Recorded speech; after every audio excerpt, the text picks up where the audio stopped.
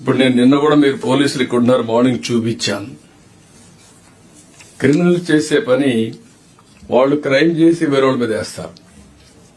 ఇక్కడుండే police officers administration ఒక అందరికీ నేను చెప్తున్నా, same thing 2019 before elections Vivekananda Reddy murder.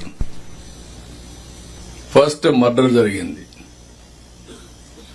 సాక్షి టీవీలో వస్తుంది, గుండెపోటుతో చనిపోయాడని.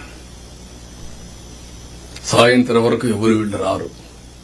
సాయంత్రం వచ్చి ఆయన కూతురు అడుగుతుంది పోస్ట్ మార్టం చేయమని. పోస్ట్ మార్టం చేస్తే గుండెపోటు కాదు, గొడ్డలిపోటు అని తేలుస్తారు.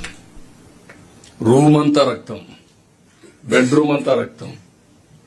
అయినా కూడా ఆ కేసుని గుండెపోటుని చెప్పే ధైర్యం వచ్చిందంటే సాయంత్రానికి మార్చేసి మా తండ్రి లేడు, చిన్నాను కూడా చంపేశారు, నేను అనాథనైపోయానని ఒక సింపతి కార్డు పే చేయడం. నెక్స్ట్ డే కోర్టు పోయి ఇష్యూ మాట్లాడకూడదని క్యాగ్ ఆర్డర్ తేవడం. తెచ్చిన తర్వాత అధికారం వస్తానే సిబిఐ అవసరం లేదని ముందు అడిగిన తర్వాత మళ్ళా వద్దని చెప్పి అడ్డం పెట్టి ఇన్వెస్టిగేషన్ చేసి సిబిఐ ఆఫీసర్ని అరెస్ట్ వారెంట్ ఇవ్వడం. You cannot imagine all these things. Next day పేపర్లో నేను చంపేశానని, నవరాసుల రక్త చరిత్ర అని పేపర్లు రాయడం. క్రిమినల్స్ మిస్లీడ్ చేయడం అంటే ఎట్టుంటుందో ఈ విషయం మనం గుర్తుపెట్టుకోవాల్సిన అవసరం ఉంది. రాజకీయ ముసుగులో ఇవి చేసినప్పుడు ఎక్కడికక్కడ అప్రమత్తంగా లేకపోతే, నిన్న కూడా నేను చూస్తే ఇమీడియట్ గా డీజీ గారిని ఐజీని ఇంటెలిజెన్స్ అడిగాను. ఒక పోల్ ఎస్ఐ, ఆ ఎస్ఐ వీళ్లు వాళ్ళు గొడవ పడ్డారు, ఛాలెంజ్ చేసుకుని తెలుగుదేశం ప్లస్ వైఎస్ఆర్ కాంగ్రెస్, నేను వెళ్తాను, నేను ఆర్గ్యూ చేస్తానని చెప్పి అతను అంటున్నాడు.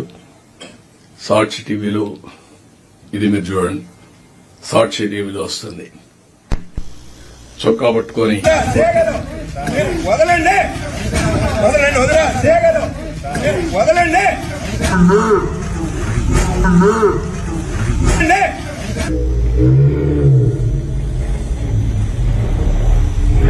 ఇది చూపిస్తా, చొక్కా పట్టుకోండి.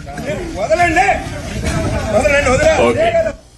అంటే 36 మంది చంపేశారని ఢిల్లీ ధర్నా చేస్తారు. పేర్లు ఇమ్మంటే ఎఫ్ఐఆర్ ఇమ్మంటే ఇవ్వరు. ఇది నేను చాలా సీరియస్ గా తీసుకుంటా. ఎందుకంటే రాజకీయ ముసుగులో నేరాలు చేసి తిరిగి మన మీద వేసే పరిస్థితి వచ్చినప్పుడు ఆ ముసుగు తీయవలసిన బాధ్యత మన మీద ఉంది.